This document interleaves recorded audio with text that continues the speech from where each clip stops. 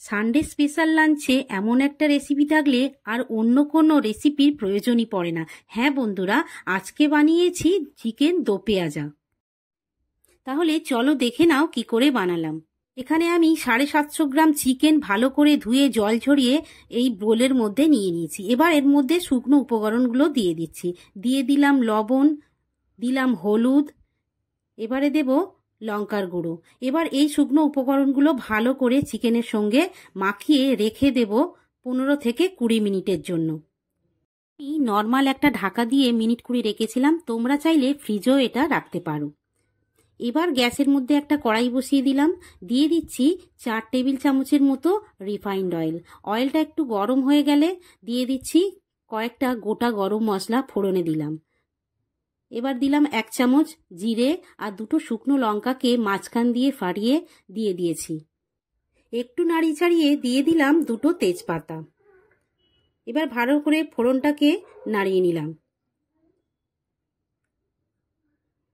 এর মধ্যে দিয়ে দিলাম একটা বড় সাইজের পেঁয়াজ কুচি। পেঁয়াজটাকে বেশ কিছুক্ষণ নাড়ার পর যখন দেখব কালারটা চেঞ্জ হয়ে গেছে, তখন দেব কয়েকটা টমেটো কুচি। এইবার এইগুলোকে মিনিট 2-3 মতো কষিয়ে নেব। এবার এর মধ্যে দিয়ে দিলাম বড় চামচের 2 চামচ আদা বাটা, দিচ্ছি বড় চামচের 1.5 চামচ রসুন বাটা। এবার এই আদা রসুনটাকেও ভালো করে কষিয়ে নেব।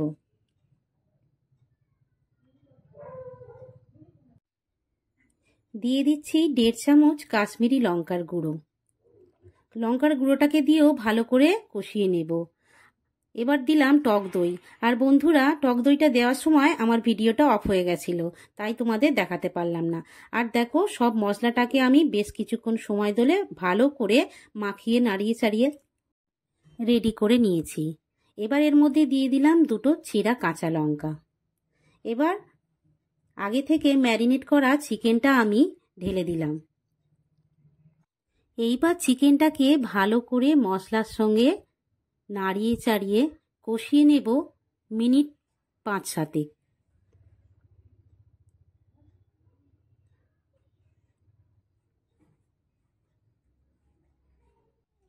বেশ কিছুটা সময় ধরে কষানোর পর দেখো এরকম একটা হয়ে গেছে, একদম শুকনো শুকনো হয়ে এসছে। তাই একটা ছোট বাটির 1 বাটি জল আমি এর মধ্যে দিলাম, দিয়ে আবারও চিকেনটাকে ভালো করে কষিয়ে নিলাম। এবার একটা ঢাকা দিয়ে আবারও 5-6 মিনিটের জন্য রেখে দিলাম।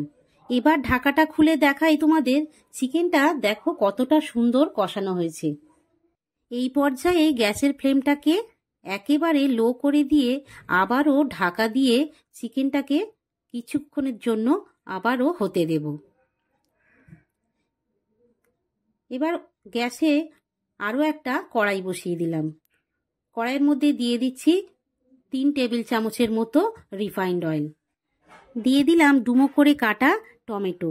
এবার দেব ডুমো করে কাটা পেঁয়াজ। পেঁয়াজের স্লাইসগুলোকে আমি বের করে এরকম ছাড়িয়ে ছাড়িয়ে দিয়ে দিয়েছি। এবার এইগুলোকে বেশ কিছুক্ষণ ধরে নাড়িয়ে নেব। আর এর মধ্যে অল্প একটু লবণ দেব, যাতে পেঁয়াজ আর টমেটোটা হালকা নরম হয়ে যায়। আবারও একটু নাড়ব। এবার এর মধ্যে দিয়ে দিলাম 1 চামচ ভাজা মশলা। ভাজা মশলাটা দিয়েও বেশ কিছুক্ষণ ধরে নাড়িয়ে নিলাম। এবার এর মধ্যে দেব কসুরি মেথি। কসুরি মেথি দিয়ে আবারও বেশ কিছুক্ষণ ধরে নাড়িয়ে চাড়িয়ে এটাকে আমি রেডি করে নিয়েছি। এবার চিকেনের ঢাকাটাকে সরিয়ে এটা আমি চিকেনের মধ্যে ঢেলে দেব। এখানে পেঁয়াজটা 2 বার ব্যবহার হয় বলেই এর নাম চিকেন দো পেঁয়াজা। এবার এই চিকেনের মধ্যে সব মশলাটাকে ভালো করে মিশিয়ে নিলেই রেডি হয়ে যাবে আমাদের চিকেন দো পেঁয়াজা। তো দেখো, আমি নাড়িয়ে চাড়িয়ে চিকেনের মধ্যে এটা দিয়ে দিয়ে রেডি করে নিচ্ছি। একেবারে লাস্ট স্টেপে 1 চামচ ফ্রেশ ক্রিম আর ধনেপাতা দিয়ে এটাকে আমি নামিয়ে নেব। তো কেমন লেগেছে আজকের রেসিপি বন্ধুরা, অবশ্যই একটা কমেন্ট করে জানিও। আর ভালো লাগলে অবশ্যই লাইক, কমেন্ট, শেয়ার ও সাবস্ক্রাইব করো। আর অবশ্যই বাড়িতে বানিয়ে একবার করে খেয়ে দেখো, অবশ্যই তোমাদের ভালো লাগবে। এই একটা রেসিপি তোমার বাড়ির সদস্যদের মন জয় করবে। তো আজকের মতো এই পর্যন্ত, ধন্যবাদ।